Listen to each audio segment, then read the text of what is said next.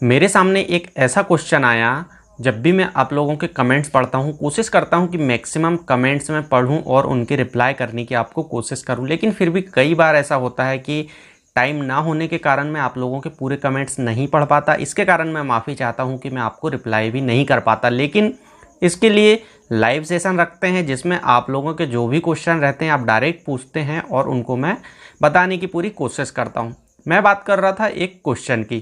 Question ऐसा आया यानी कि कमेंट्स में, जिसको मुझे लगा कि इसका जवाब देना ही चाहिए। वो था कि सर, क्या अगर मान लीजिए कॉन्ट्रैक्टर काम ख़राब कर दे, यानी ठेकेदार काम ख़राब कर दें, तो हम क्या उसके खिलाफ़ केस कर सकते हैं या हम यहाँ पर क्या कर सकते हैं? ये क्वेश्चन आया। अब देखिए, बात यहाँ पर क्या होती है कि काम ख़राब क्यों हुआ, इसके कुछ आप रीज़न सुन लीजिए, फिर मैं आगे ये बात भी आपको बताने वाला हूँ। देखिए, काम ख़राब होने का कारण है, फर्स्ट, आपने आपकी सिटी में एक ऐसे कॉन्ट्रैक्टर को चुने हैं या फिर ऐसे कॉन्ट्रैक्टर को वर्क दिए हैं जिसके पास नॉलेज कम है, यानी लैक ऑफ नॉलेज। जिसके पास नॉलेज कम है, आपने उसको वर्क दिए हैं, इसकी वजह से काम ख़राब हुआ है, फर्स्ट।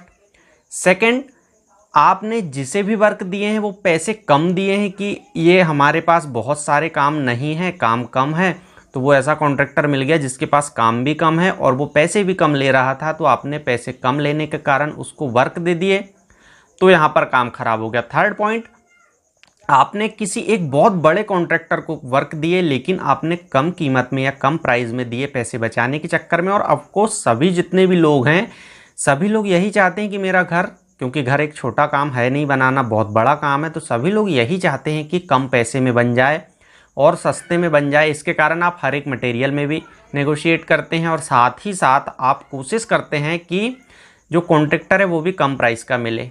अब यहाँ पर क्या चीज़ होती है, देखिए, मान लीजिए आपने एक बड़े कॉन्ट्रैक्टर के पास गए, वहाँ से आपने वर्क, लेकिन वो वहाँ पर जो मेसन है यानी कि जो मिस्त्री है, जो वर्क करते हैं, वो उनको बहुत ही जो नए होते हैं उनको आपके वर्क पे पहुँचा दिए, जिनको नॉलेज कम होता है, और इसकी वजह से आपका काम भी ख़राब हो जाता है।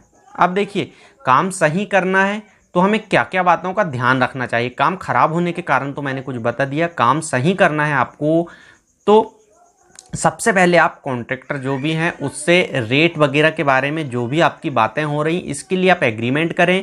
एग्रीमेंट आपका किस तरह से होगा, मैं इसके लिए पहले भी एक वीडियो बना चुका हूं जिसमें आप लोग ये सारी चीज़ें समझ चुके हैं। कॉन्ट्रैक्टर की प्लेलिस्ट में भी आप देख सकते हैं ये चीज़ें।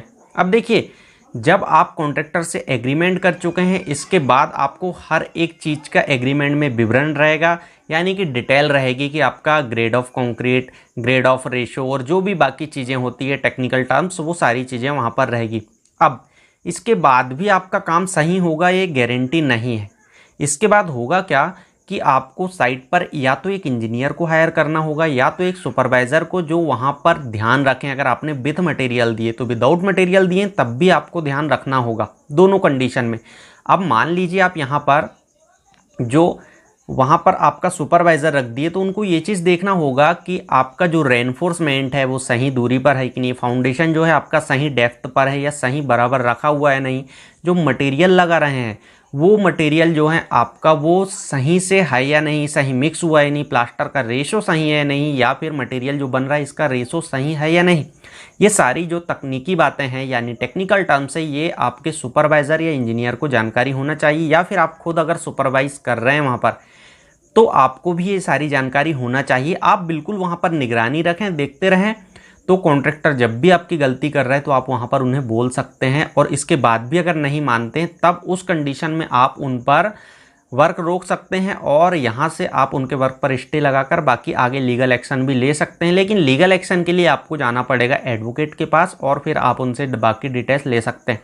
लेकिन अगर मैं गारंटी देता हूँ आप इतनी सारी चीज़ें कर रहे हैं तो आपको प्रॉब्लम नहीं आएगी और आपके काम भी ख़राब नहीं होंगे। काम ख़राब होने के पीछे कहीं ना कहीं हम लोगों की भी गलती होती है। हम चाहते हैं कि सस्ता कॉन्ट्रैक्टर, वर्क भी हमारा सस्ता हो जाए, हम इंजीनियर को भी हायर नहीं करते। ये जो सारी चीज़ें हैं कहीं ना कहीं हमको बाद में लॉस बहुत ज़्यादा दे देती है।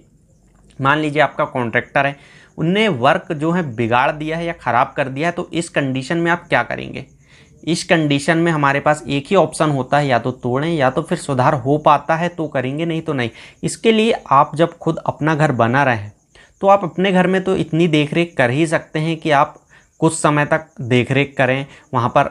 दिन में कम से कम 3 से 4 बार आप जाएं, क्योंकि 4 से 6 महीने तक एक वर्क बनता है। वर्क यानी कि घर जो आपका चलता है ज़्यादा से ज़्यादा 4 से 6 महीने। जब हम खुद का घर बना रहे हैं, बड़े प्रोजेक्ट की बात रही तो उसमें तो आप क्यूरिंग करें ना करें, जिस तरह से भी बनाएं, क्योंकि वो सेल आउट करना होता है या कहीं ना कहीं वो रेंट पर्पज से या फिर कमर्शियल यूज़ के लिए होता है। लेकिन जो खुद हमारा घर बन रहा है वो रहने के लिए यूज़ होता है। मैं आज बिल्कुल टॉपिक से हटकर बात कर रहा हूँ, इसके कारण हो सकता है कुछ लोगों को ये सही लगे, कुछ लोगों को ना लगे, लेकिन मुझे लगता है वर्क ख़राब होता है तो आप केस करने की बात जो सोचते हैं वो बाद में, लेकिन इससे पहले आप इन बातों को तो ध्यान रखें। आप खुद ये बातें समझें, ध्यान रखें कि जो मेरा घर बन रहा है उसमें मैं खुद वहाँ पर इन्वॉल्व रहूँ, मैं देखूँ, मेरा इंजीनियर वहाँ पर आए, कॉन्ट्रैक्टर अगर कुछ ऐसी चीज़ कर रहे हैं जो आपको नहीं पता तो आप जाएं, बात करें कि ऐसा क्यों हो रहा है या फिर ये क्यों ज़रूरत है यहाँ पर। ऐसा करें तो ठीक है, नहीं करें तो क्या दिक्कत होगी। ये सारी चीज़ें आपको खुद को इन्वॉल्व होना पड़ेगा वर्क में और करना पड़ेगा। इससे आपका नॉलेज भी बढ़ेगा और आपको जानकारी भी होगी, और आप साथ ही साथ इंजीनियर को भी हायर कर सकते हैं। तो केस करने की आपको बात फिर कहीं से कहीं तक नहीं आएगी। लेकिन अगर फिर भी नहीं मान रहे हैं तो आप एग्रीमेंट को वहाँ पर तोड़ भी सकते हैं, आप लीगल एक्शन भी ले सकते हैं और वर्क वहीं पर रुकवा दीजिए आप, तो आगे आपके वर्क ख़राब नहीं होंगे इस कंडीशन में। आई होप आज की मेरी कुछ बातें हैं जिनसे आप एग्री करते होंगे। अगर आपको अच्छा लगता है तो लाइक करें, दोस्तों के साथ शेयर करें, चैनल पर पहली बार आएँ तो सब्सक्राइब कर लें। मिलते हैं नेक्स्ट वीडियो में किसी अन्य टॉपिक के साथ, अब तक के लिए थैंक यू।